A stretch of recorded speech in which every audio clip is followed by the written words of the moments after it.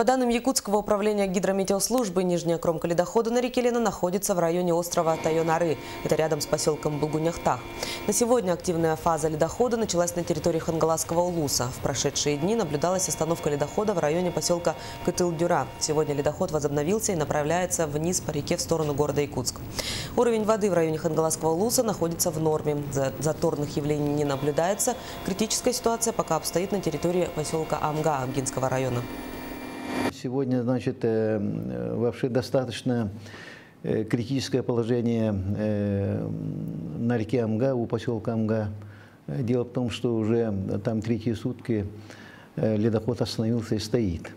Причиной является остановка льда.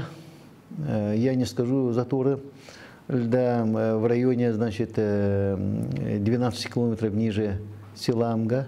Это, наверное, местность Урай.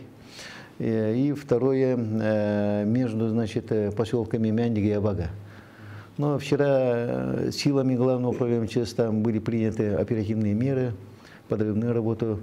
Пока все остается по-прежнему, но сегодня мы по данным гидрометцентра видим, что там уровни колебаются.